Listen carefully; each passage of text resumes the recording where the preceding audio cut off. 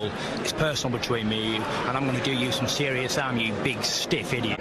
All right, Brendan Taylor here, True School Sports. I'm with the new WBA super featherweight champion, not featherweight, Lamont Roach. Nice to meet you, Lamont. Nice to meet you, brother. Yeah, man. You had a great fight with Hector Garcia.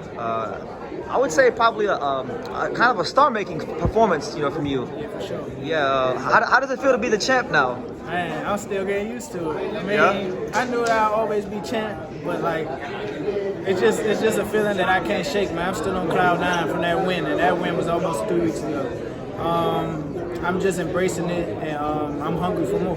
No, absolutely. Has anything changed? Because sometimes when you fantasize about something so much, when it happens, it's like, oh, it wasn't what I thought it would be, or it was more, or Nah, it was one of the happiest moments of my life. Okay. Comparing it to my son being born, that's about it. I was happy. Those are probably the top 2 right now that I can think of off the back of my head, especially because it's so fresh. So winning my first world title and my son being born is up there with the happiest moments of my life. Okay. Well, you're champion in a real exciting weight class. You got some real good champions there. We got Joe Cordina, Shaquie Foster, Hector Navarrete. Yes, sir. Which one of those guys is there one of those guys that you want more than the other? That I want more than the other, not necessarily, because they're all champs in their own rights, and I just want to make the best fight. So whichever presents itself first, honestly, I don't care. Whichever one presents itself first, that's what we're gonna do, and we're gonna take them out one by one. Okay. If you can't get those fights with the champions right away, is there anybody you have in mind? I know right behind you had that Otar Eranosyan. Have you heard of him? He's the number two guy. Yeah. Would you do that fight? Or? I would. I mean, Yeah. I wouldn't care. Yeah. I'm pretty sure they're going to mandate it. So if they do that, then I'll whoop his ass. Yeah, he's a good fighter, but he's Pressure fighter. Yeah. And yes, that's what I'm saying. He gonna get hit by this month. he gonna get cracked. But if I can't get those champions, I want to defend at home. So that's what I'm going to do. I'm not necessarily. We're looking at everyone who's a possibility as far as in the rankings, and we're gonna choose a formidable foe, and we're gonna put on a good show at home. And I'm going to show that because I'm not obligated to anyone. I'm a free agent, just to let everyone know. We're going to show that I can sell out at home, and then... There you go. It's funny you brought that up because it's good that you brought that up because you essentially bet yourself because when you guys won, I think it was the purse bid, it was you and your dad. You guys put the money up, right? Yeah. Put the money, my dad put his own money up. Okay. My dad put his own money up. Bet on yourself. The fight. Yes, sir. That's what you do. You bet on yourself. And now we're in a wonderful position to make the best decision for my career and obviously maximize the money that I can make. Okay. Talk about that, man, because with boxing, a lot of times people are scared to bet on themselves, and they want to rely on the network and the promoter to front them the money. How have you guys went about that so far? So right now, obviously, that was my first fight because I was signed to Golden Boy as I was straight out the amateurs. Yeah. And my dad and Robert Diaz did a wonderful job guiding my career, getting me to where I'm at today.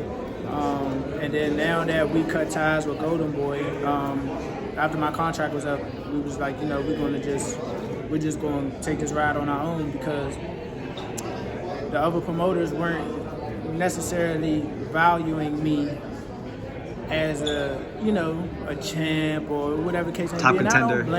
I don't blame them. But now that I put that statement, I made that statement. Now they gotta come to me. So we'll weigh our options and we'll see what's best for us. And I'm pretty sure that we'll work something out with one of these great promoters. If not, we can throw our own shows. You know what I'm saying? My dad has his own promotional company. Okay. And, so he's got all the ducks in order already. All our ducks lined up. So either way, we're going to be straight. Okay. Bringing those fights back to the DMV. Yes, sir. Yeah. What is it about? I never been to the DMV, so you could probably tell me what is it about the DMV what's in the water there that produces so many great fighters for you guys? Because people don't know. Some people don't know. Maybe back in the day, we was really known as like a hotbed for boxing, but it's still like that. It's just that we need the light, we need to shine, because there's so many people, there's so many fighters, and just not just fighters, but people involved in boxing in the DC, Maryland, Virginia area that are pivotal to a lot of success that you see. Like for me, I didn't get no out of town sparring for this fight. I didn't. Yeah, I didn't. Honestly. So straight DMV. Yes. Honestly, I just got work from everyone around in the area. You got to think. Jamal Harvey gave me some rounds. Great fighter. Great fighter. He's an Olympian. He already qualified for the Olympics. Patrick Harris, Southpaw, 20-0 from Headbangers Gym, trained under Barry Hunter, who trained Lamont Peterson and stuff like that. Who else? Chris Colbert was doing his camp at Headbangers. I got some work with him. He actually helped me get ready for a little bit. So he was the only non-out-of-towner to help you? He was the only non-out-of-towner.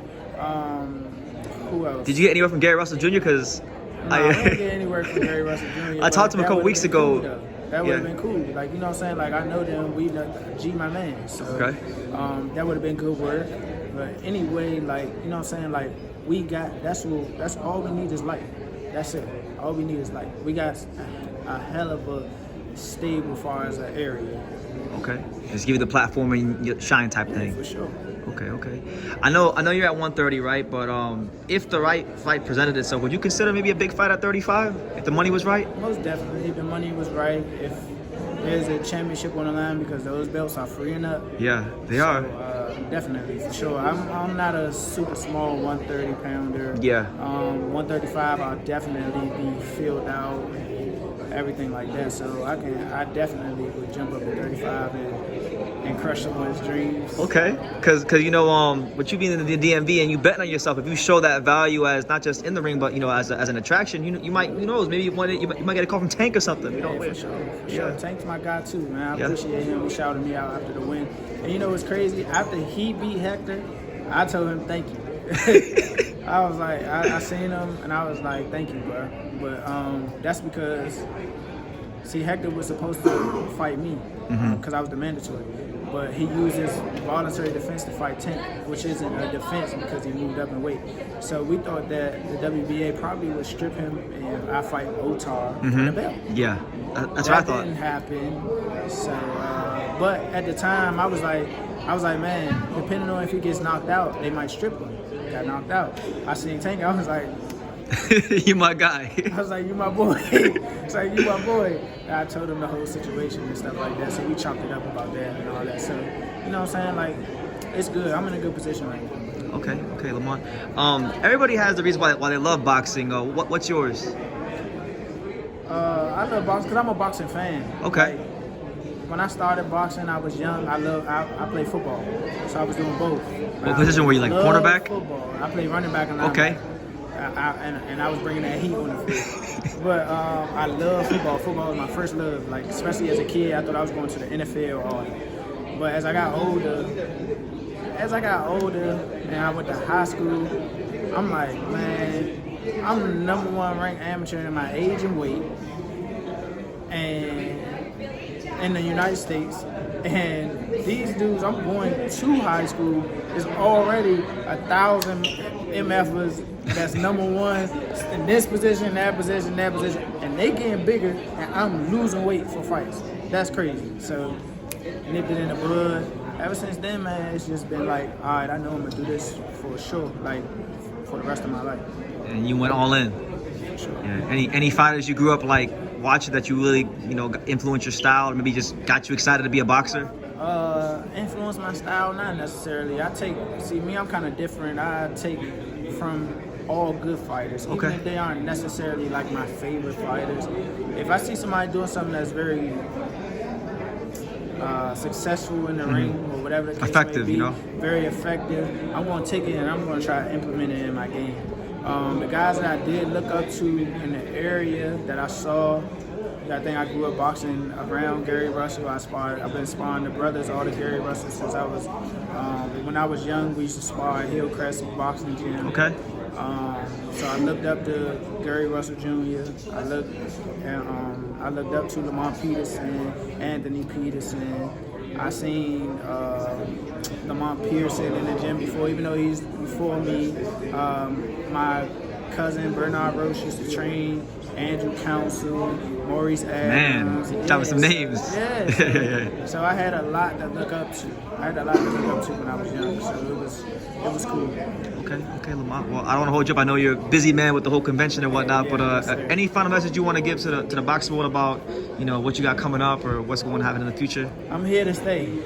I'm here to stay for a long time. I'll be champion for a long time. I'm gonna let you guys know that right now. And stay tuned because we might got some good news coming out. Okay, there you go. He's here to stay. Thank you, Lamont Roach. Thank you for watching another video on the untouchable True School Sports Empire. For more great boxing content just like this video, click right here and make sure you subscribe. Much love from sunny South Florida.